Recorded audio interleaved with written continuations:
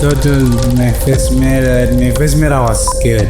I think society deserves to be protected from me and from others like me. They were sexual fantasies of control, power, complete dominance. They became reality. Das was scheduled, so went to the garage. I've got an ex. Shh. I closed my eyes. Suspicious activity. I was crying so hard. And all of a sudden he was there.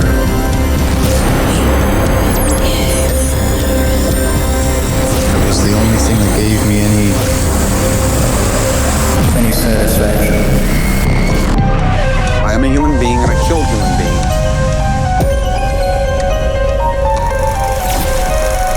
Dead more body. It's the living you're going to worry about. Every day in South Africa, of course, around 77 people are murdered. And I'm going to start the show with some statistics for you tonight. Johannesburg Central, 1.87%. Jeppe, 1.44%. And Nyanga, 1.49%. Those are murder detection rates. So tonight, in some parts of South Africa, somebody who commits a murder has roughly a 93% chance of not even being detected by the police, let alone arrested, prosecuted, or convicted. And that is where this conversation really begins, because crime is one thing, but consequence is another. When people stop believing murder will be investigated, when families stop believing justice is coming, when communities stop believing the state can impose consequence, something much bigger than policing begins to break down. This is Profiler Africa. I'm Paul Llewellyn. I am, of course, joined as always by the former head of forensic psychology, Mr. Gérard Labuschagne. Good evening, Gérard. Let's get in. I'm on a brand new computer again tonight, so so things are a little bit all over the place once again. I don't know what's with my luck, but I'm on my hat trick of computer crashes in the last 3 weeks. So there you go. How's it going, Gérard? I had a good week that side? It wasn't too bad, thanks. And Paul, just so you know, I can just see you. So I don't know if you're supposed to be if you're seeing a different view. Don't worry, I will adjust the settings when we get into it a little bit as well. Again, like I say, things are a little bit different tonight, but I'll figure it out as we go. Okay. All right. So our guest tonight, we've got a wonderful guest joining us tonight. Somebody who, and we're going to be discussing some just pretty terrifying statistics and numbers and some of the realities around, especially kind of murder detection in the country. I think the place to start, I think on the panel tonight, we can safely say that, Gérard, we're the only ones that haven't been bounced by Becky Cele. Let's just remind ourselves of that little moment. I'm not going to take any nonsense of somebody who regards me as a gathering boy today, because you regard me as a gathering boy. You come here, shut up!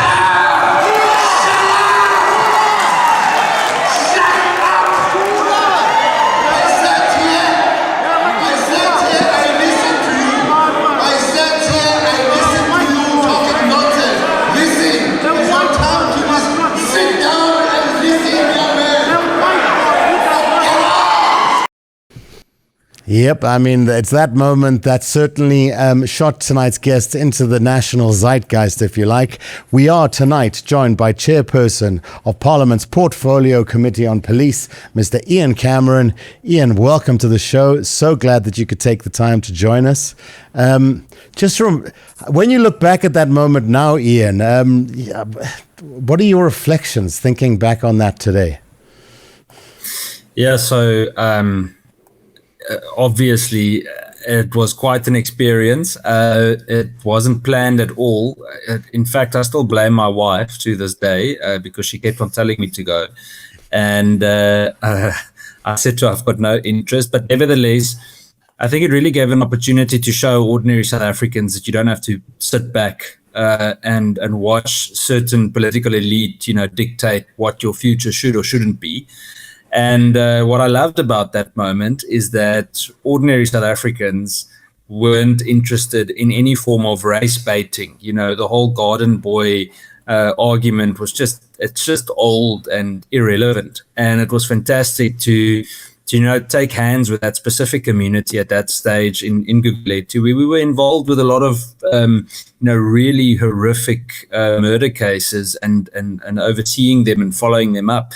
So it was great to have the support there. And as you correctly said, it really pushed me into a direction which I'm not convinced I would want to be in for forever. But boy, oh boy, what an experience it's been. Absolutely. I mean, I'm sure your national profile pretty much changed overnight.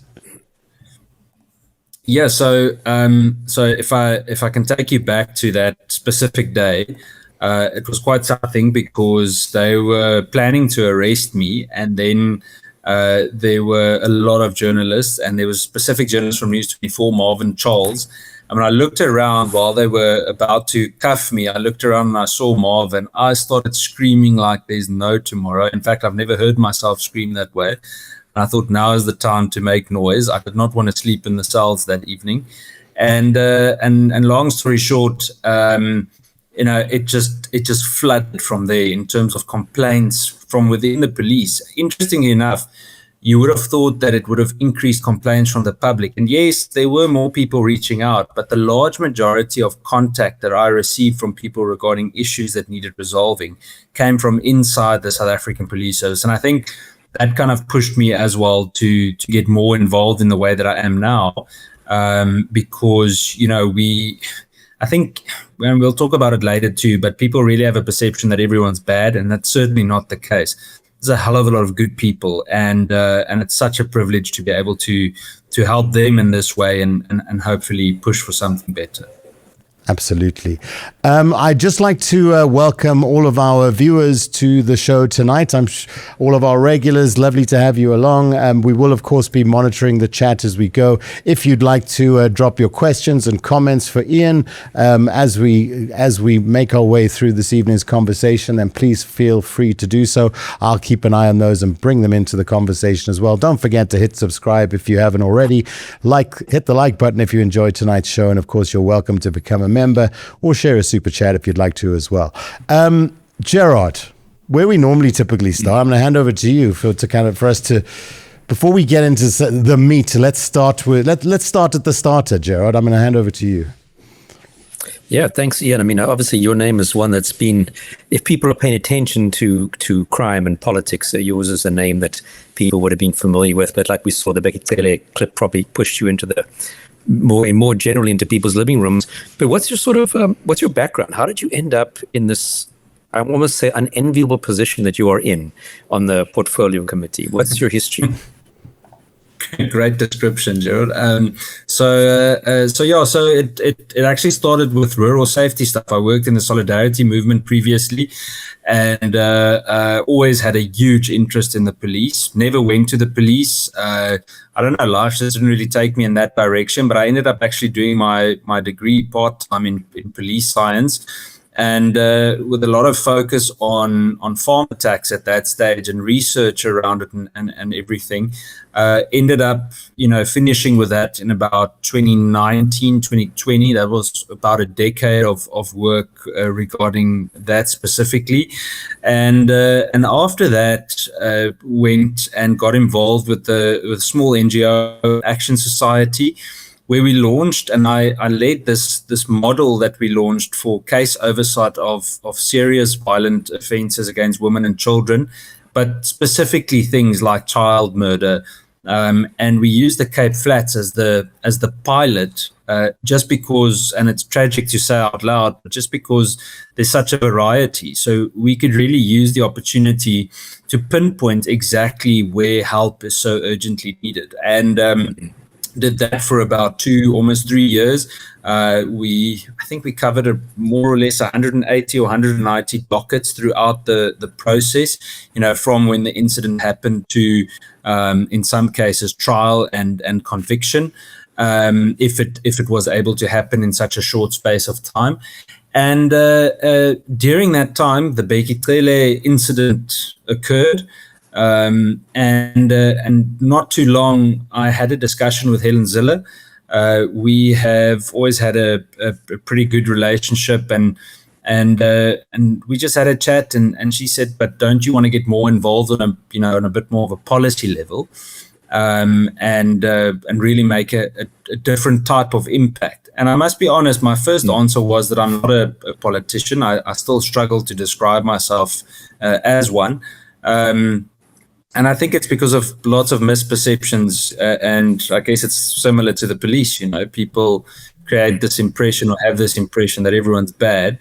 And I ended up taking it up. I joined as a confidential candidate first, so went through an entire testing process that basically stopped just before my blood group.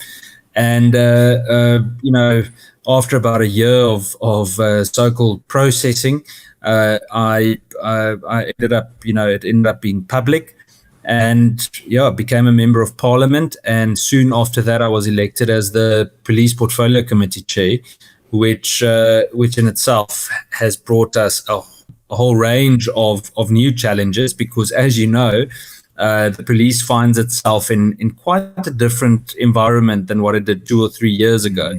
And things have really flared up after General Mkhwanazi had his press conference in 2025. But what a privilege to be a part now.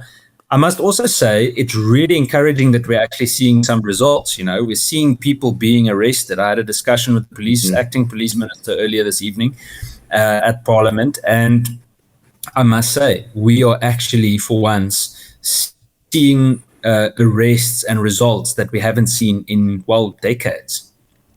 Yeah, and I mean it's positive, but still early days to see what's going to actually come of it. So we'll hope and pray, I guess, is what we can do at this point. Now, I want to jump into these figures because, I mean, this is really what I said to Paul. Listen, we need to get you on to discuss these figures. Now, every time crime stats come out, there's lots of hoo-ha, and then kind of, after a couple of days, we move on to the next issue. So my first two questions to start off with is, where does this 14, 1 in 14 come from? What stats are they coming from? And then most importantly, I mean, people have a lot of misunderstanding as to what does the word detected mean? Because a lot of people, I think, means that this guy was arrested and prosecuted. And just explain what that also means, the term detected. Yeah, so I'm just making notes of the question. So firstly, the data originated from my frustration or questions that I asked regarding my frustration with police statistics that very often, or in most cases, just indicate arrest numbers and offences that have been recorded. So we barely see the full scale of what the issue really is. We barely see what is the reality in terms of conviction, rehabilitation of the accused, all of that. We very barely hear what went full circle. So there's an operation, and I'm sure you've heard of it, called Operation Chanela, which is basically, in my opinion, has become something of a frustration to the broader SAPS, because they flood the system with arrests. They, in most cases, don't have additional, forensic capacity, detective capacity, and in many cases, it's not intelligence-driven in any way. And what happens then is that the large majority of those offenders or alleged offenders end up being released, or a case is struck from the roll, etc. So I went and said, but wait a minute, let's take the top 30 to 35 stations and see how many of the actual, and use murder, because murder is a very, it's a good indicator of the general trend, and see how many cases are actually positively detected. And the way that I like to describe it in layman's terms is to say it's been successfully investigated. Someone has been identified, arrested, charged with the offense. In some cases, even if we can just, and I guess I'm adding a little bit, but even if we can just get to a point where we actually know it really is a dead end, like we honestly at this stage don't know what's going on. But in so many of the cases where we review dockets and ask questions about them, we noted that none of the above was done. It gets to a certain point where the case is allegedly cold and it just ends up being closed. nothing is done. That's why we ask the question. And there's another part that I must explain is that a large amount of, let's say, for example, today there were 70 murders in the country. Now, daily in South Africa, there are between 70 and 80 murders committed. Let's say there were 70 today. All of those cases were opened. Now we have that statistic. Now they give us murder stats and we hear about the 70 murders for the 19th of May, 2026. But we don't hear how many of those dockets were successfully investigated, how many of them went to the prosecutor, how many were actually successfully prosecuted, and how many ended up being struck from the roll or referred back for further investigation. And that's the mindset we need to get to. What I said to the acting minister of police is when we release crime statistics, for example, let's play along with this. All three of us are on the screen now. Ideally, let's make Gérard for tonight, you're the Minister of Police. Paul, you're Minister of Justice and Constitutional Development, and I'm the Minister of Social Development. The ideal is that all three of us should be playing the role in terms of this integrated justice or crime fighting approach, whatever you want to call it. When we release the stats, the minister would say, we recorded 70 murders on the 19th of May. Then, Paul, you come in and you say, and we've appointed 100 additional prosecutors to fast-track gang-related murders because we need to clear that specific areas. But the frustration that we have is that evidence collection isn't great, and we've realized that it's more of a bigger societal issue, and that's where Ian comes in to talk about that. You get what I'm going at. It's not the siloed, segmented type of approach. So that's the introduction of it. I explained everything else because I want you to understand the direction in which I want to move with it, is that we really want a more integrated picture of how we approach this whole crisis. So the stats, if I understand it correctly, these are stats from the police. They're not your own generated statistics, the 1 in 14. And the detection means me as the policeman, I've identified the person who I believe is the suspect. I might or might not have gone and arrested them, or I've got a warrant for them. It doesn't mean conviction. If you can, okay. Because I know I was part of a study with the Medical Research Council, which looked at, it was called the Tracking Justice study, where they looked at over a number of years from when a rape case is reported up until how many of those end up in a conviction and where do they fall out in the system. And that was a really, really amazing study because I think also I don't, off the top of my head, have the exact figures, but it went from, if you have cases reported, which we know is the tip of the iceberg, to an actual conviction, it was like low single digits, if that. 100%. And I think that's my concern, that people must not think that this means 1 in 14 murderers were caught and put to the justice and are now sitting in jail.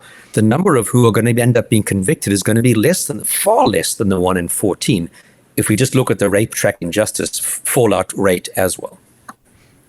100%. So first of all, these are police numbers. So these are stats through parliamentary questions that I submitted to the minister and to the National Commissioner, but they had to then compile and send back to me. On top of what you should remember, and I guess that's a part of the definition that's so critical, is that detected cases also includes those that were closed due to, for example, victim withdrawal. Now, obviously, you can't withdraw it if you've been killed. I'm sounding cold now, but you get it. And then or the decision not to prosecute. Now, there's an important element to this because the way that you've described it is absolutely spot on. And what we need to add to it now is that the prosecution, let's say broadly speaking, the MPA tries to empty the court roll while the police tries to fill the court roll. So the whole approach is counterproductive. It's counterintuitive. They're contradicting each other in what they're trying to do. So to the MPA, it might feel like they are actually performing well on their performance matrix when they see, but wait a minute, where our case turnover is pretty good. But to the police, it's the opposite. And that needs to be more synchronized. Yeah. I mean, I guess a big question is, why do we have such a poor rate of catching our murderers and convicting our murderers? Sure. I should be asking you that. So So there I'll give are my quite a few thoughts, but I want Because you to it's because Jared, it's because you're not there anymore. So there are a few things. I mean, we can be busy for a long time. We need to actually categorize the different kinds of murder. But let's start with something that's very prevalent at the moment, and that's gang-related offences. Now, if you look at gang murder in Cape Town, for example, the chances of conviction for the actual murder that was committed, I'm not talking about cases that in the percentage out of those that went to the prosecution or to the prosecutor. I'm speaking of the actual murder that was committed. Chances is, it's less than, far less than probably 5, let's say between 5 and 10%. And when we go and look at those cases, I should have sent it to you before. I just wrote a letter this afternoon to the Minister of Police and to the National Commissioner, where an entire list of firearms that had been seized during operations in April of this year were almost all still at the actual stations where the evidence was booked in. None of it had been referred to forensic science labs yet. So I'm using that example, and I guess it's a little bit anecdotal because there are many different ones we can share. But I'm using that as a practical example because if we can't even get that right, how do we expect to convict them? Let me take it a little bit further. In this space, you were speaking about rape just now. Over the past week, we've done a whole lot of unannounced visits to family violence, child protection, sexual offences units, especially around the Cape Flats. And 3 out of the 5 that we visited just in the first day didn't have any rape kits. So they did not have the kits that you had to gather forensic evidence from the victims. Now, if that is the case with sexual offences, certainly it is most likely the case with murders, and so we can carry on. So I think it's two-pronged. I think the one is that practical side in terms of the practical things that need to be done, but on the other side, we've got a massive leadership vacuum, and that's maybe a discussion for later in the program. I mean, exhibits. I mean, absolutely. I mean, I did a study because I'm linked to the forensic pathology department, forensic medicine department at Wits, and that's based pretty much at the Braamfontein Medical Legal Mortuary. And we did a study on how often is a policeman at an autopsy for a just violent case. We're not talking about a car accident or someone falling off the roof. I'm talking about a gunshot, a stabbing, a strangulation, death. In other words, kind of ones that we can say is pretty much murder on the surface of it. And it was like was it 1 or 2% where there's a policeman attending the autopsy or a crime scene person from LCRC to take control of the exhibits that might have been collected, which could be a rape kit, could be a ballistic piece of evidence. And then the exhibits, without a detective there, you don't have the case number because they're not given the CAS number, because they're often, when the body's taken to the mortuary, there often yet is not a CAS number yet. So now you have the autopsy being done. They've got their own death register number from when the body comes in at the mortuary. They don't have a case number. They've got exhibits. How does that policeman who isn't at the scene, isn't at the autopsy, who's going to maybe come 6 weeks later to pick up the autopsy report, how does he actually even know that that's his autopsy report? Because the only way you can match the two, because you can't just say, well, it was on the 5th of May and it was an adult black female or adult black male. Well, we might have had 20 adult black males if it was a Monday morning autopsy from the weekend. So how do you link that exhibit to the case number? Because the mortuary people didn't package it with the case number on it. It's sitting in not ideal conditions for exhibit management in the mortuary. So it's like you start to get problems like that. But absolutely, you're not collecting exhibits. We're not sending off the exhibits. Rape kits sitting at the police stations when they should be submitted, and then backlog is a whole separate issue. And that's for me the starting point of where we start to bugger up with our autopsies. You don't even have a detective present at the autopsy, telling the forensic pathologist, but this was the circumstances. This was, could you look for this? Because at the scene, we found that. And that's just, let alone the issue of these, we don't have homicide units or murder units, and this silly idea of the, what's it called, the crime office, where you have, I don't know if they still have this, where you'll have this is for the listeners now, not, and you know this, I'm sure, where you would have the standby people at the police station who would pick up the dockets, so they would run with it for the first 24 hours, or for the period of their shift. But if they haven't solved that murder, identified a suspect, then they hand that docket over to a detective who was never even at the crime scene and say, right, we couldn't catch the guy in the first 12, 24 hours. So you, who knows nothing about the case, who was never at the crime scene, you don't know anything about the circumstances, off you go and try and solve that one. I mean, if you're not going to carry the docket over, what's your motivation to say, listen, guys, let's pause, let's get ballistics out here to do an in-scene inspection, because that's going to take us another couple of hours of hanging around. I mean, for me, it's a starting point, and I'm talking now backwards, of how do we even allocate cases to police members? How many police members work on these cases? How many dockets are carrying, to the forensic aspect, which starts, the scene, the autopsy, etc. I mean, it's... Yeah, and I mean, we can expand it to training, etc. I'm sorry, I'm rambling now, and I'm going to shut up. It's so nice that I'm not the one rambling for once. Yeah. You're 100% right, Gérard. I think something to add into injury is the actual prioritization of the cases. So let me give you a practical example. This afternoon, before the police's budget hearing, I literally ran over to the Western Cape's provincial organized crime office, okay? And I did this to specifically ask them about their capacity challenges before I go to the budget hearing, because I wanted to use it as an example during the discussion. So they said to me that for organized crime, in the entire Western Cape province, they currently only have 17 working vehicles. Okay, that's for more or less 100 staff. This includes administrative and police members, but the large majority is police members. Okay.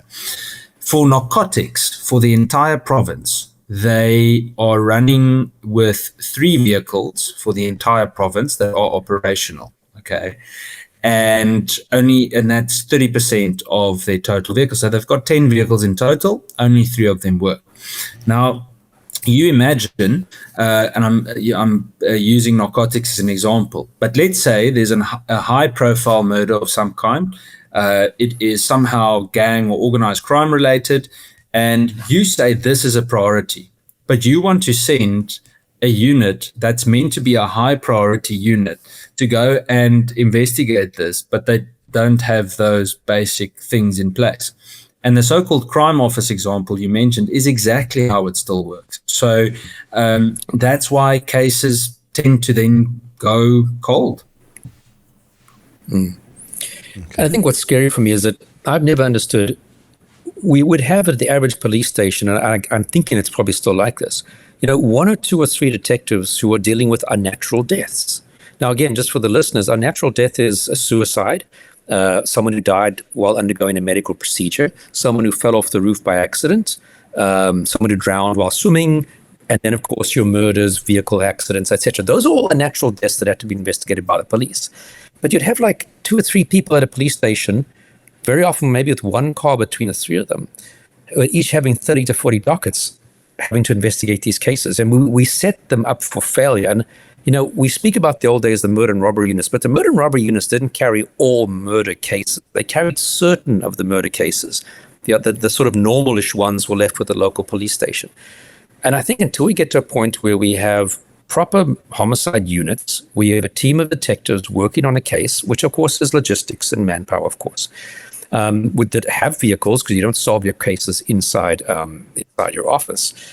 I mean, just that is would be a great step in the right direction. But like people are commenting in the chat here, I mean, but it comes back down to who are we selecting to be police members, who are we selecting to be detectives, who are we selecting to be homicide detectives, and then what training are we giving them? And I don't think it's necessary that the training course. I mean, I think the detectives go through a 6-month training course, I think.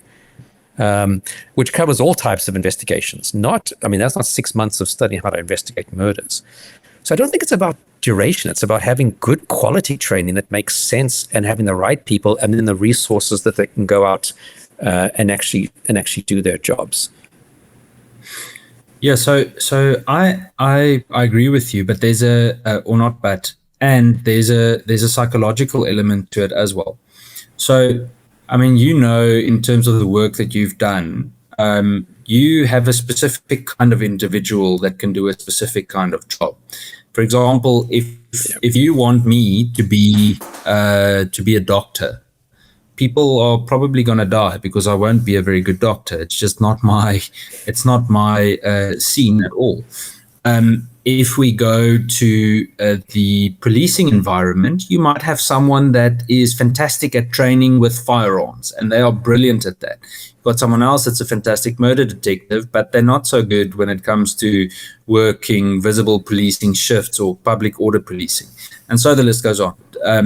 And I think that's another issue, because now what they're busy doing at the moment, they literally identify people at random sometimes, and they say, you're going to become a detective now, cheers.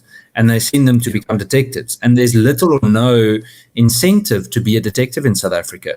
Visible policing members, even though they don't get rich, but they get overtime, they get paid for having 4 days on, 4 days off.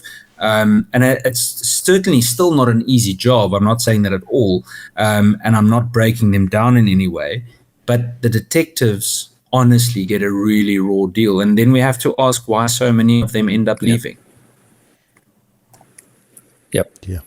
Yeah, I mean, and we can speak about issues like career pathing, people having to apply for different jobs because they want to get a promotion. So you got a detective who's good at doing that, who applies to logistics because that's the captain's post that was available. Then he needs to go up in his career and salary. He's got kids who want to go to university.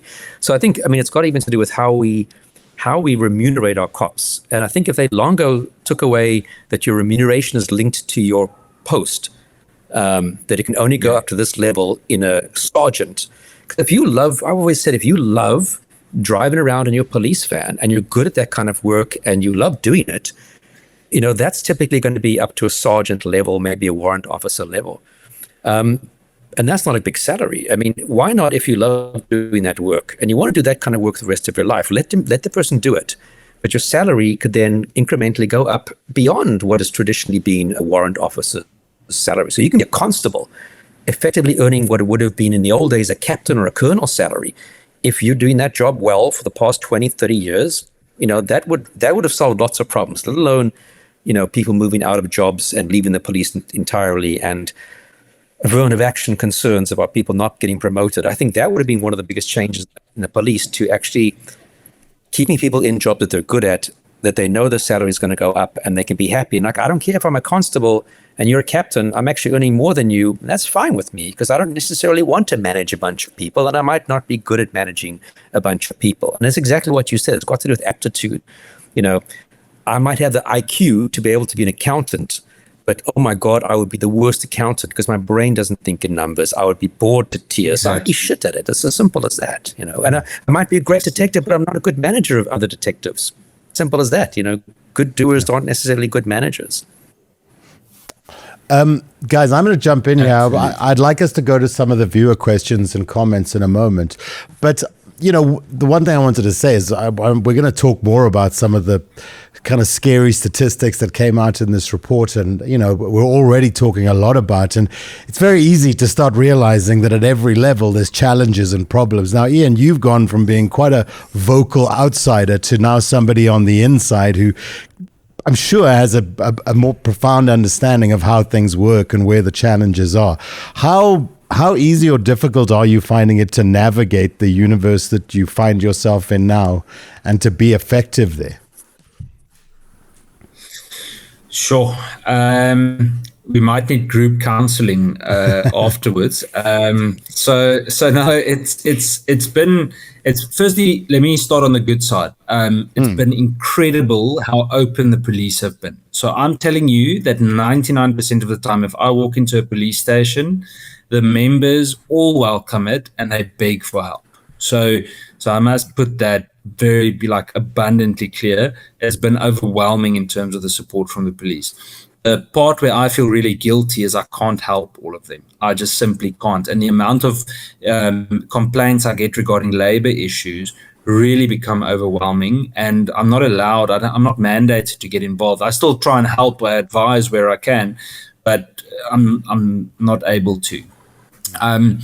Just to give you an idea of what happened when I came in as chair, the myself and the 2 or 3 staff members for the committee, we literally had to process somewhere between 500 and 1,000 emails per day, or try to process and try and sift through all of the complaints. It became a complaint office to the point where we eventually closed the complaint email address, not to not help people, but it was better for us just to get the emails directly and then try and refer them to the relevant office, whether IPID or the police or the secretariat or whatever it may have been. In terms of navigating the space, Paul, it's the single most difficult thing I have ever done in terms of determining who you can trust, who do you believe. I sometimes read things about myself, on social media that I think, but I never had that discussion, or I don't know that about myself at all, etc., etc. So you have to have a very, very thick skin. And it was also interesting, without saying too many names, but a lot of the people that have been arrested over the last few, let's say the last 2 to 3 months, since they have been arrested, a lot of those onslaughts, not only towards me, but to other people in the space, have actually stopped. So it shows you that there's a very, very deliberate attempt to try and, tarnish your name or create certain perceptions about you. Now, the first one is usually something race-related, where they accuse you of something. The next one would be some kind of attempt to indicate that you're corrupt, or that you were involved in something that you shouldn't have been involved in. The wonderful part for me so far is that police members, ordinary police members and ordinary members of the public, usually fight the fight for me in that regard, and they debate it on social. So I don't engage with that. I think we need to make sure, and this is, it's amazing to be speaking with you guys tonight, and we need to make sure that on platforms like this, for example, we speak of the things that actually add value. We're not busy with some conspiracy nonsense. We're actually looking how to add value, because that speaks to the silent majority of people. It's been tough. I think the last thing that I found is that if you're honest and real about the issues in the policing space and crime space in South Africa, very few, even of the so-called very far left political parties, would attack you. You can have across the board a respectable relationship, and try and address each other's issues just by actually being genuine. But it's a challenging environment. Yeah. I mean, I can imagine that the cops themselves, when you walk in, are actually quite appreciative of you, because they're the ones who have to work under these circumstances. They don't like not having the resources. They don't like not getting promoted. They don't like not getting support and good management. So I can totally imagine that the cops are actually looking at you. The management, perhaps a different story, but the people on the ground who would appreciate.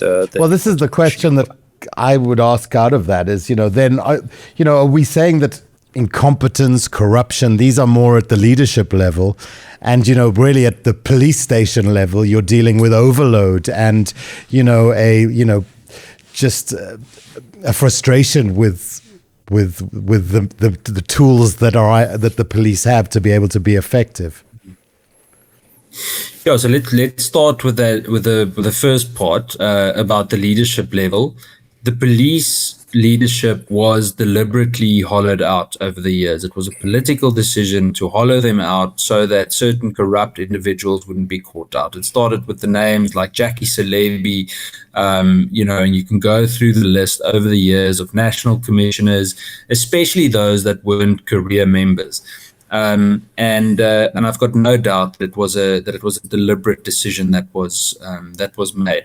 On station level, you obviously have your elements of incompetence. You've got issues like, for example, around 2010, 2011. I think the report was completed in 2012. It was an internal audit of training in the police that was done, and it indicated that there were a few thousand new members that had never actually passed their psychometric evaluation. So they were still given uniforms. So now you can imagine the impact that would have on internal issues like domestic violence, et cetera, and all the other psychological elements that need to be considered. So on ground level, we always speak about the thin blue line. This is it's a dotted thin blue line.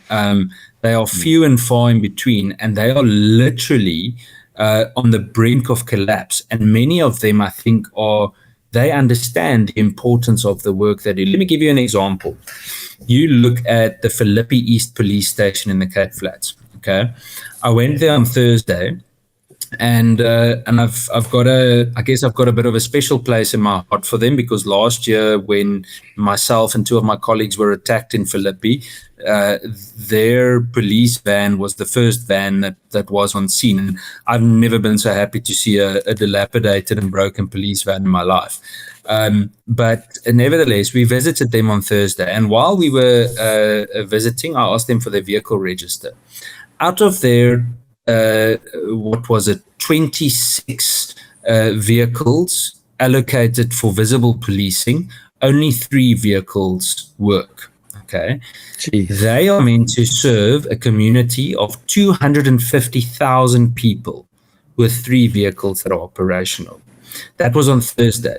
We obviously escalated, etc.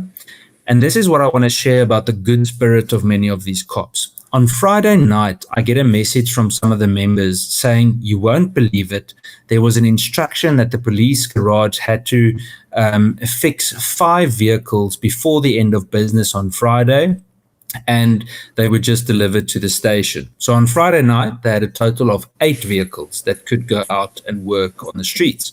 But here's the thing, and this is what's so amazing about how some of these cops and their work ethic. Many of them, were allowed to actually work overtime to try and get to many of the complaints and the issues that they weren't able to get to because they didn't have vehicles. So there were a whole list of police members that stayed on, worked overtime for the entire weekend just to try and push back a little bit. And I think those are the stories that we forget to tell sometimes. Yeah, absolutely. If I may, at this juncture, the one thing we often talk about and it's come up in this conversation is the brain drain, is just the lack of so much kind of deeply experienced personnel. And, the problem with that is that the cycle to regain that knowledge is not a quick one. If you lose really profound knowledge today, there's and you don't have a replacement ready tomorrow, then there's a cycle that you have to go through to get those people back into the police. We speak to, obviously me and Gérard do the show, and we speak to a lot of former cops and forensics folks and all people at different levels of law enforcement. How do we retain that knowledge? Look, we need some excuses to bring Gérard back into the country a bit more often, please. For training. So, we'll make it a parliamentary resolution. What are your thoughts? Because the police are very anti, it seems, that once you leave the police, that's it. You're cut off, and there's not a place for you any longer. And that just seems absurd to me. Yeah, it certainly is. So let me start about the current situation. The impression that I get from the current acting National Commissioner as well as the acting minister, it sounds terrible, all the actings, but the impression that I get from them is that they are very, very open to seeing how we can bring experience to assist with not only the brain drain issue, but to actually mentor and show people, teach them the ropes. I mean, there are so many constables that now suddenly have to work murder cases, but they haven't been mentored properly. So my heart breaks for them. You can imagine when you walk into a station and they say to you, there you go, you've got 150 dockets to start with. And within less than a year, you've got over 300 dockets that you have to process. It's no wonder people become despondent. Right? I get that. Yeah. Just in terms of the brain drain, something that I think is positive that they seem to have started doing, for example, in the Western Cape, they've projectized some of the types of cases and brought back really experienced detectives to assist with pushing back on the backlog. Something that I think is important, we should actually consider getting we should actually increase the retirement age. And I don't say this lightly. I understand the challenges that it could bring, but I look at some of the good experienced cops that are 58, 59, and I look at the energy they still have and the enthusiasm and the knowledge they have. And I just think it's such a waste to lose someone like that because they have to retire at 60. Why not just increase them, let them work, and let's build this mentorship program? In fact, we could go as far as saying that when you hit 60, you can stay, but then you've got mandatory mentoring to do from 60 until 65, depending on how long your career in the police was and what you're specialized in. That's the mind shift that we need to make. Yeah. Well, cold cases, things like that as well. You see in the States, these kind of older retired cops will move on to cold case. Although, I mean, we've got to deal with all cases. The problem with that, when 1 in 14 are getting detected, almost 90% of your 93% of the problem of is cold cases. Exactly. So that will be a challenge on its own. But I mean, Right. I can't agree more that this issue of, even if they gave these guys a contract and said, or you've reached 60, you have to go off, but we have this option for you, if you're an experienced detective, where you can come to the station three afternoons a week and inspect dockets. Because that's where a detective learns, hey, what should I be doing in my investigation? So literally, you get your docket from your detective, you go through it, you read the statements, and you say, go take the statement of this person. You need to submit this. You need to do that. And that's the mentoring phase where detectives learn how to do a proper investigation. And I've often found that because we've kind of messed up a lot of that level of people who are supervising, they're not getting good mentorship. So if we could retain that knowledge on a contract basis, or like you say, if you're going to stay after 60, if you're a detective, for example, you're going to be sitting there and mentoring people by going through dockets and giving instructions. That will be a huge thing. But linked to that, I would love somebody to go and look at, over the past, say, 15, 20 years, the number of people who have applied for early retirement. Because I think applying for early retirement gives you a good indication about how hurtful people are of an organization. Now, I don't know how that would work, whether there's times where they're not accepting applications, so there were no applications for early retirement. But I think a happy person who loves their job isn't applying for early retirement. And I hear a lot of my colleagues who are my age, 54, 55, thinking, I just want to get the F out of here because I cannot anymore. Yeah. And that's a good measure of the psyche of the organization. That's the first thing. And the second thing, which is kind of jumping separate to it, which I'd love for somebody to do a study on, is, and maybe you guys have done this, we have the murder rate. And people often say, well, murder rates are a good predictor to work on because it's a dead body. But not all dead bodies are registered as a murder, because we have some that are registered as an inquest when they think it's an unnatural death, but not a murder. And I've come across too many cases where clearly a murder docket should have been opened, but they decided to hide it within the stats of an inquest, which you can still investigate and you can still catch someone and prosecute them if you do arrest them for the case. And when we look at murder rates, we need to be also looking at whether inquest, because if the murder rate drops, but is your inquest rate increasing, are people not fudging and hiding murders within an inquest? And I don't know if anybody's ever done that, because that we encountered that so many times when a clear murder was written up as an inquest. I've got no doubt that happens quite often. I honestly think it does. In fact, there have been people that I've spoken to at some of the morgues that say exactly that, where they feel that it sometimes becomes hidden. Something that I think is important, just to add on the psyche and the mental well-being of the members, that I'm not talking about people that become totally depressed or worse. I'm just saying people that are generally hurtful of the job. is I think we have to start welcoming a more aggressive approach to policing. Now, I always say, don't hear what I'm not saying. I'm not saying execute people or anything like that. It's a whole different discussion. But what I am saying, and I want to use another example. About 2-3 weeks ago, I wrote to the National Commissioner and I said, can you please arrange an operation? I want to see in an area called the Flay, just next to Athlone in the Cape Flats. I want you to go and show me why police are hesitant of going in there, but make it part of an operation. Show me what the issue is, because I can't get my mind around all the complaints I get and the police trying to constantly steer me away from the area. So they said to me, 100%, we're going to arrange it. Listen, we get there, and the police, along with a small group of soldiers from the SANDF that are currently deployed, Metro Police, etc., cordoned off the entire area, and they did a phenomenal operation. 34 arrests, whole lot of firearms seized, drugs seized, etc. The long and the short of it is the aggressive, hey, we've got 3 hours to go in here, clean up, etc. We've got Home Affairs with us to assist with illegal immigrants, etc., etc. The cops loved it because they said, wow, we've got support. This is sanctioned from the National Commissioner. We are immediately empowered with the helicopters in the air, flying squad, and there's this multidisciplinary approach. And we got the results immediately. So that's the working environment we need to create, where they feel, but we're actually busy chasing and fixing the problem, not this haphazard driving from house to house, supposedly doing a little bit of a search. We need to fasten the pace or increase the pace and get people back to that enthusiastic, let's say rather over enthusiastic policing instead of aggressive policing. And it's a PR exercise because the public sees you doing something. I remember when I was in the police, we used to go raid those blocks of flats in Hillbrow, which is pretty much exactly what you're talking about.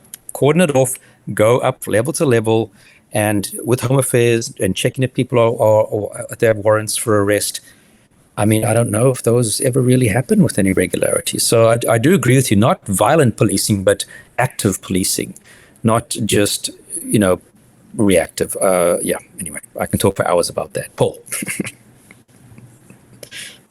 Oh, you muted. Your fault this time. Hey, there we go, because I was typing. I just feel like we've been neglecting our comments and questions. So let's go to some of those now. Thank you very much, guys, for tuning in. Like I say, drop your comments and questions. Let's go through a few of them now. Here we've got Lou Doretti 206617. Suspects get released on the case as the case gets withdrawn, struck from the roll at court, and civil claims are filed against officers for the arrest. Well done, Gérard, Paul, Ian, for info work. Work a lot with Tullies as Dogmaster Detective. Greetings from Marius. Good evening, Marius, one of our regulars. Huge contributing factor to low detection rate is due to crime scenes not properly processed by CSIs. That's from someone who knows about it, yeah. And vital evidence is lost. Yes, down there in your part of the world, I believe. Yes, in Ian's part of the world. Yes, yeah. When CI fails, does law enforcement get stuck in a permanent cycle of reactiveness? Are we there now? Would you say bad intelligence could be worse than no intelligence? Any thoughts on that question, guys? If I may, on the intelligence one, I don't think it's such a simple answer. It also depends on what level of intelligence. So if we look at, for example, some of the stations and you look at their crime intelligence members, some of them do magnificent work and they do it really well. It's successful. It does work and they see results for it. I don't think we always also realize the risk that these guys take with the lack of senior support that they get. They very often put themselves at far more risk than the average police member. But nevertheless, I think crime intelligence, generally speaking, in South Africa is probably one of the most broken divisions in the South African Police Service. I think there are promising people here and there in the division. At some of the stations, some of the best police members I've ever met are the members of crime intelligence, but unfortunately, they have, in my opinion, also deliberately been hollowed out to the point where we see parts of it now, and it's simple. It's so that certain people don't get caught out. And then in terms of the civil claims, I'm very careful of the civil claim debate. The reason being that, we've got this frivolous countercharge effort by any criminal. I mean, it's like saying a cop was convicted of common assault. It's very difficult to measure whether you've got a criminal cop or not just because he or she was convicted of common assault. It's not that simple. You need to go look at the different situations, etc. So it's a difficult discussion to have in such a brief space. Okay. Pete Schoolman says, Ian, Limpopo province have no tracker dog or handler trained. I retired 2 years back as last one. No tracks expert. And there's no tracks expert. We've got Helen joining us. Hi, Helen. Nice to see you again. And Pete Schoolman was a 32-year dog master. We're getting down to Warren. Where are we going? Long way down there, Gérard. Who is? Sorry. I'll go to it. Oh, Warren. Here we go. Guys need to bring back reservists. I did it for 7 years with no salary in the 90s after doing my military service. I was an expert in accident dockets and for a few years trained new reservists. Yeah, that's a good point. Your thoughts, Ian? Yeah, so this is an argument, again, let me start by saying it was deliberately removed. I think it was a threat to a more centralized government approach. It's funny because I say that sometimes in Parliament and I literally just get stares. I get no opposition to it. So it must hit home to some. The point is when they announced it's, for example, like the commandos, when they said they would disband the commandos, there's a replacement reservists, etc. Police members that were there that were meant to find that alternative weren't informed that the commandos would actually be closing down. And it's not that the commandos were the be-all and end-all at all. In fact, some of the worst, for example, if you look in rural safety and you look at farm murders, some of the worst farm murder stats happened during the time when the commandos were at their strongest. The point is just that you put a little bit more of a statutory power or statutory capacity within the community. So people felt like they're actually involved in the process. Same with reservists. It's a relatively cheap way of having significant force multipliers added to your ground level forces. It gives you institutional memory, knowledge, etc.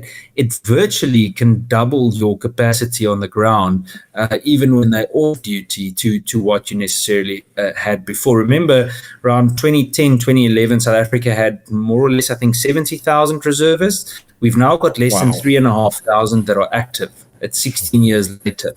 It's gone. So I think there's a massive opportunity. But that being said, because of the deliberate nature of the hollowing out, I think there's a great opportunity here for competent local and provincial authorities to build their own type of reservist structure under traffic, bylaw enforcement, etc. I know it's not the ideal because we want that power of a police member, but at least we can get peace officer status on another level that could make a massive impact. But certainly, this reservist argument is one that I'm certainly not going to stop having. Great. Yeah. Okay. Hi, guys. There have been some interesting shows lately. Thank you. Why does government not allow forensic services to be outsourced? And, I wanted to ask about, I keep hearing rumors about this big forensic lab in Midrand and stuff. What's the story on that? And just what are your thoughts on the general state of the kind of forensic facilities and that are out there at the moment? Sure. So, look, in terms of I'm going to start quite randomly. They recently opened a new one in KZN. Yeah. We did an oversight visit, I think, April, March 2025 to KZN's lab, and it floods almost yearly, the original lab. We made a hell of a noise about it. It ended up being closed, and about a month ago, they opened the new one in Durban, and major improvement, like state-of-the-art improvement. Some of the machines they have there, for example, to test narcotics, I don't know all the scientific names for it, it's incredible. And it's things that South Africa never had before. So that's positive. To me, I don't think we've got a total brain drain there, as I actually think it's better than what I originally thought it is. When I speak to the members there, the amount of knowledge and experience in forensic services and SAPS really is impressive. The problem is that, yes, we've lost a lot of people, but the population has grown and crime incidents have increased to a point of where we're not nearly enough. And this is where that additional lab, for example, or let's rather say outsourcing parts of it comes in.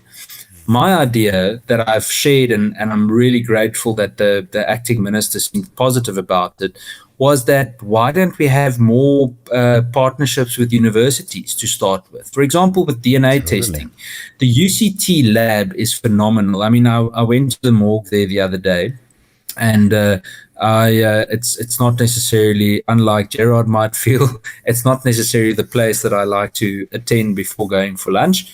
But I spent my day there, and listen, I was first of all really impressed with just how modern and clean and state of the art it is. But the thought that came up with me is, what better place can we actually ask for that can become a feeding, how can I call it, a source for new forensic scientists, people that we can develop, mentor, etc., and feed it into the law enforcement space.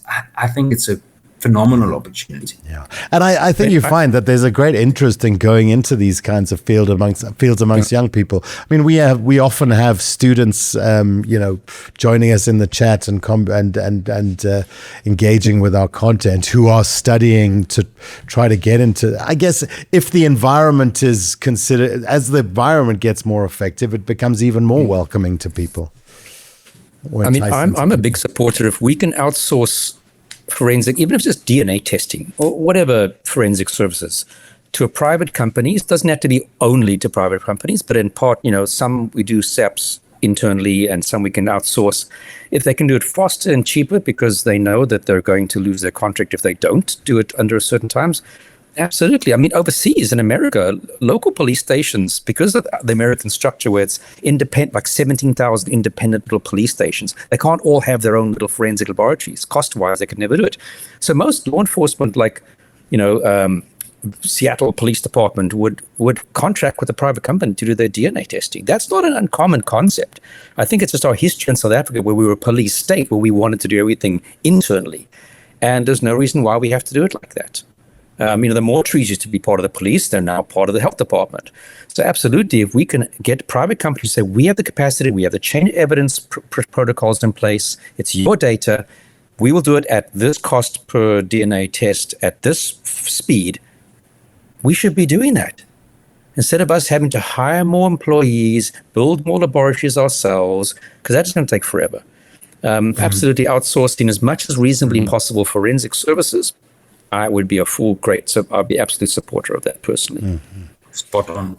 Well, there you go. Marlene says her son wants to study that. He's now in grade 11. So already, you see, the youngsters are interested. And obviously, there's a greater interest in just crime as a thing, I guess. True crime, this kind of our kind of channel becoming more and more popular. Sean Robin says that new lab in KZN is guarded by POP members. Another waste of resources. Yeah. And Sean is 53 with 35 years service. The lack of resources is really getting to me, sitting with over 100 members on a day shift with on average 5 to 7 troop carriers. Yeah. Just POP is public order policing for those who don't know the abbreviation. Okay. May we go back to some of the statistics that we started the show with? Because I also don't want us to just kind of glaze across I think they are quite striking and quite scary, to be honest, because a 1 in 14 statistic, which you then look at, of that 1 in 14, what's happening, not a lot of those are necessarily going right through to fruition either. Sure. What for you are the most worrying What's the most worrying information coming out of this particular report? And as you talk, I'm just going to go through put up some of the major stats on screen for everyone as well.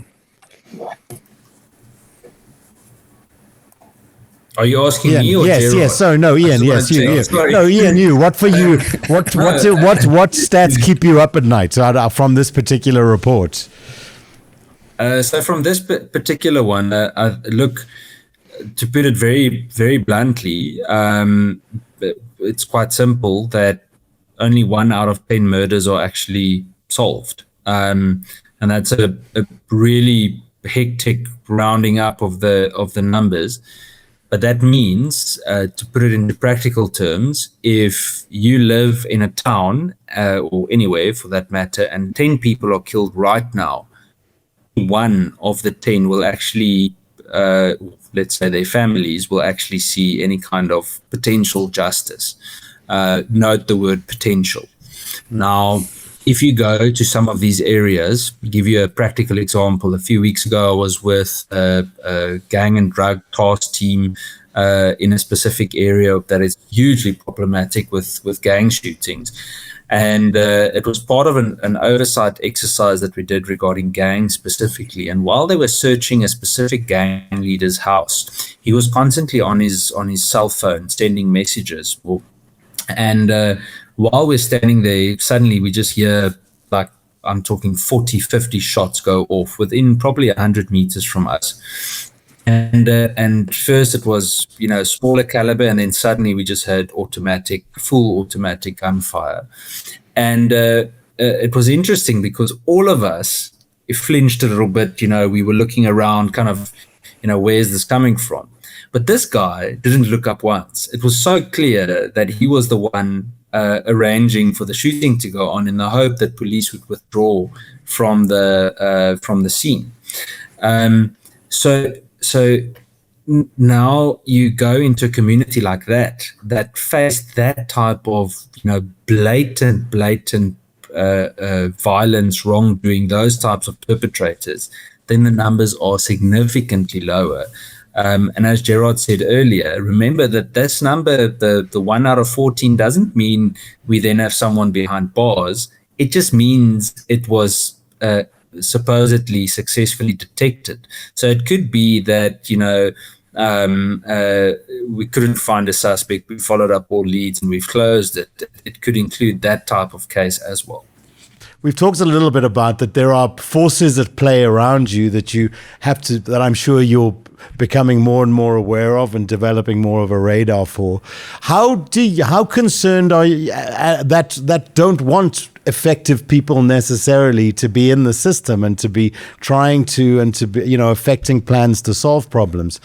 How concerned are you about your personal safety, for example? And do you have additional security? Do you feel any kind of a threat from around the work that you do? Yeah, so it's a good question. In 2024, the police did a threat and risk assessment on me, and it had certain findings. That threat and risk assessment ended up being leaked. I saw the cover of it for the first time on Facebook, and obviously that made me feel super safe. And an investigation was then done, and there was a very senior lieutenant general that was involved in the leaking of that specific threat and risk assessment, which obviously, it doesn't make you feel great because it essentially means that a lot of bad people know lots of things about you. But that being said, after that, they did another threat and risk assessment. Again, findings of potential risk, of serious risk, as they put it. They wouldn't tell me exactly what it is. And that was then renewed once again at the beginning of this year. Unfortunately, they made the recommendation that there must be some kind of mobile protection. That was into Parliament, and the Speaker's answer eventually became that unfortunately Parliament doesn't have a policy with regards to how they would provide the vehicle and the phones for the members, because SAPS said they would provide the members.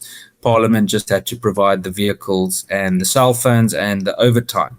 And that's it. So that is the story. There's nothing extra.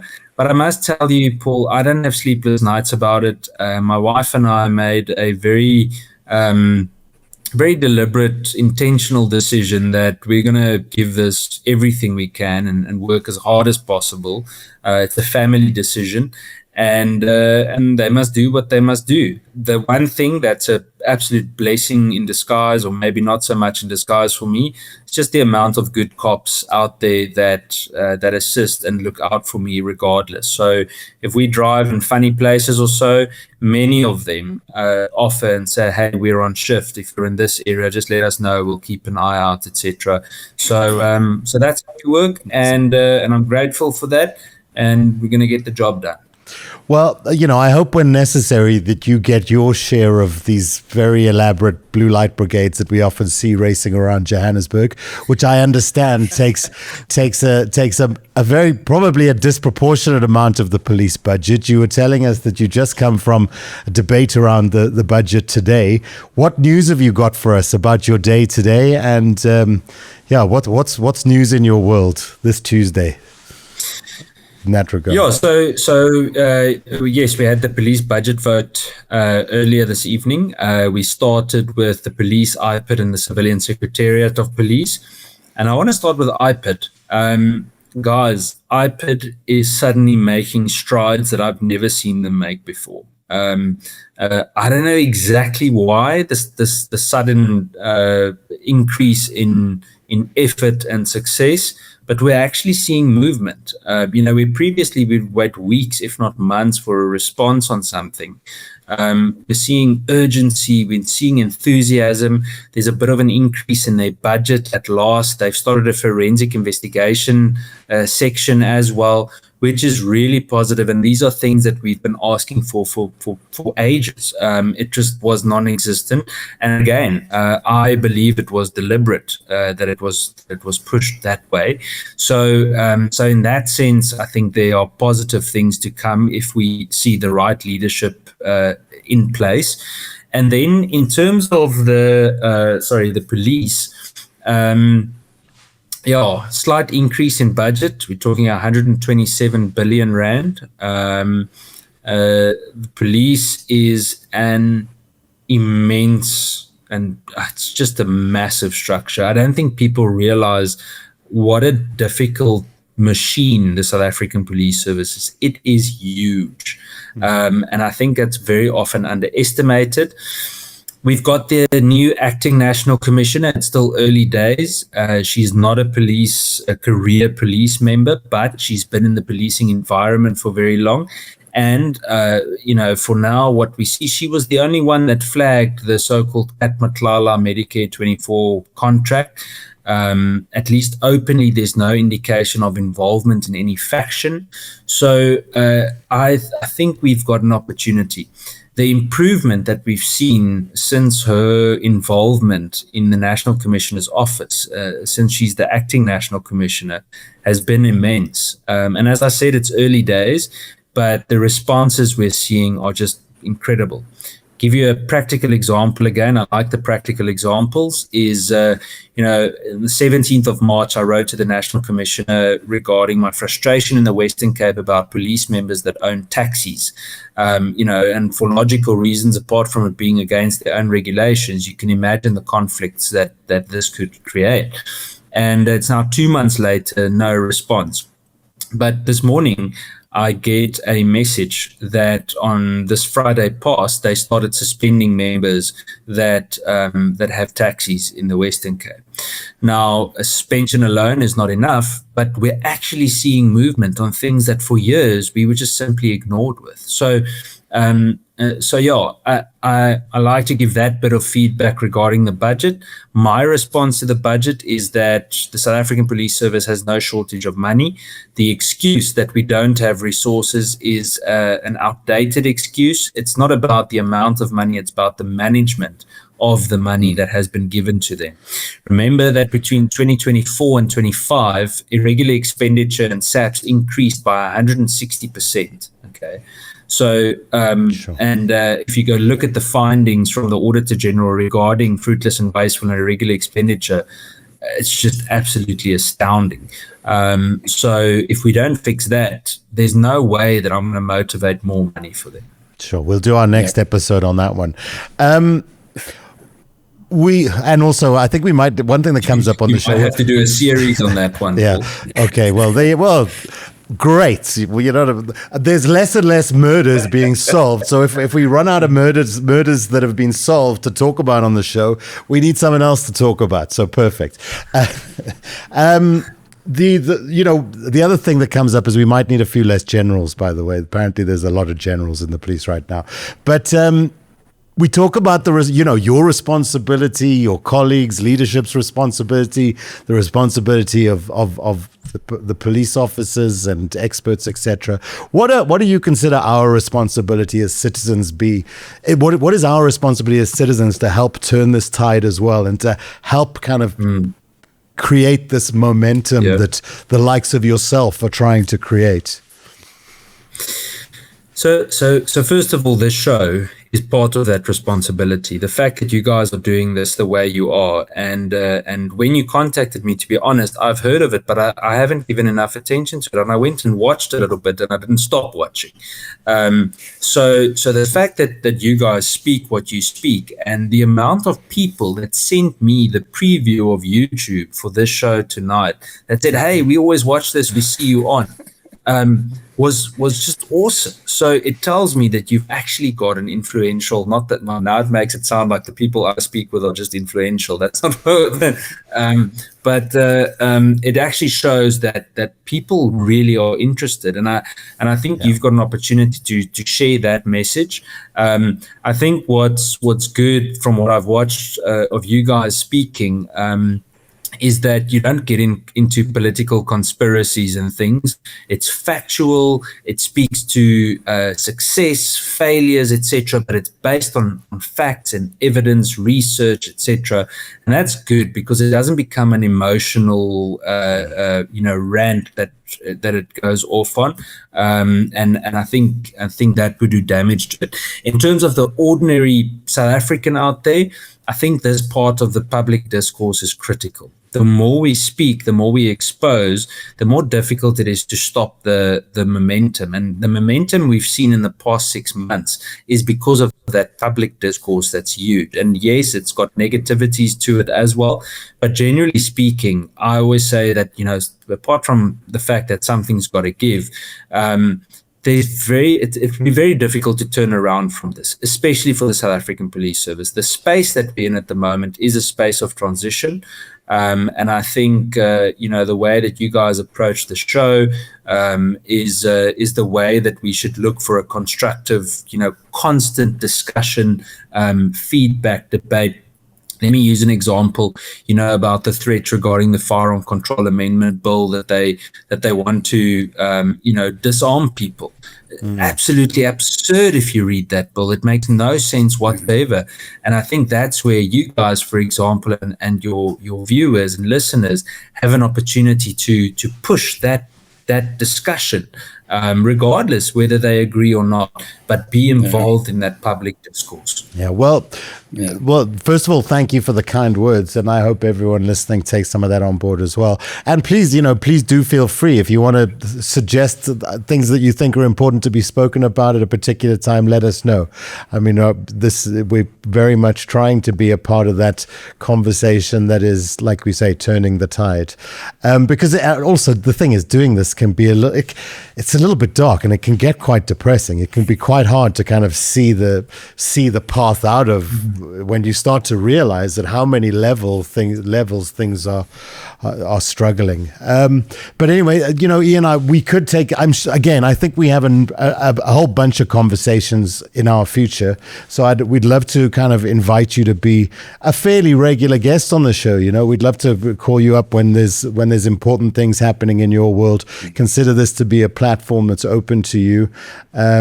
We really want to see positive change happening. And like I say, I want to have more excuses to get Gérard down here, so we can. I was just about to say that as well. So we can start doing some live stuff. Gérard, do you have a final question or thought or comment for Ian? Yeah, I mean, I agree 100%. We could. There's so many issues we could talk about beyond just this murder issue. Don't get me started on the firearms issue. I know you've been very vocal also about that. I mean, just if it wasn't for people like you doing what you do, and in the halls where it really matters about creating change, I don't know where we would be. So thank you from our side. Now I was just watching the numbers on the top left-hand corner, and I think it hit up to 155 live viewers. We had a lot of people who watch it later, and I don't think we've ever hit that number of having that many people. So clearly, a lot of interest in what you have to say and about the murder issue. So just thank you from my side. Yeah, absolutely. My last question is simply, 3 to 5 years from now, are we looking good? Ian, what do you think? I choose to say yes. We look better, but if I go look at it just with stats and so on, we really are on a knife's edge. So there's nothing superficial or melodramatic that I can say that can change that. We're on a knife's edge, and we're in a very, very dangerous space, and we need to be very honest about that. I think we have an opportunity. The momentum I spoke of earlier is something that we need to stick with and push. But look, well, one thing I can tell you, and this is what encourages me, is that there are just too many people fighting the good fight at the moment. The amount of people in the past 6 months to a year that have come forward with corruption information, and just like they spit facts. I mean, they bring stuff that put themselves at risk. It's just unknown. I've never seen so many people do that. Even before, even in the first part of me joining Parliament, I didn't experience it like that. So something's happening at the moment that seems unprecedented, and I hope that, yes, things would then look good. So sorry. Okay. Sorry, we just had a little bit of sound bleeding through there. Well, Ian, thank you so much. Like I say, I mean, I think we're going to just pause the conversation here, essentially, and we'll pick it up next time, hopefully. But thanks so much for taking the time. We really appreciate it. Know you've had a busy day down there in the land of a little bit more reliable water and electricity. Well, I think quite a lot more reliable water and electricity, to be quite honest with you. I'm sorry we couldn't get to more of your comments and questions, guys, but we really appreciate you joining us, as you always do, and we love having you along. Hit the like button if you enjoyed tonight's chat. Hit subscribe. You're welcome also to become a member. Ian, we will hopefully catch up with you again soon, and thank you so much for joining us tonight. Thanks. Thank you. Thanks, guys. Such a privilege. Probably the most awesome podcast I've been on in ages. So thank you so much. And looking forward to chatting again. Thank you. Well, I like to think that could be true, but we certainly do try. We try our best. Thanks, Ian. Have a safe evening and stay well. And we'll catch up again soon. Cheers. Thanks. Gérard, as always, we will be back next week. I don't know if I think you might not be back next week. I think I'll be back next week with a guest. I think that's what's happening next week. But guys, thank you very much for tuning in. As always, we appreciate you. Justice is one of the foundations that holds society together. And if it's, without it, some really terrible things can happen to a country. So we've all got to, I think, be really aware of what our individual roles are in helping to turn this ship that we love, that is South Africa, around. Thanks, everybody. And as always, trust nobody, I guess, is the last thing we have to say. See you next week. In a country where 83 people are murdered every day, knowing the minds of killers isn't curiosity, it's survival. Subscribe to Profiler Africa now. It's free, or become a member and help keep the channel alive. Remember, trust nobody.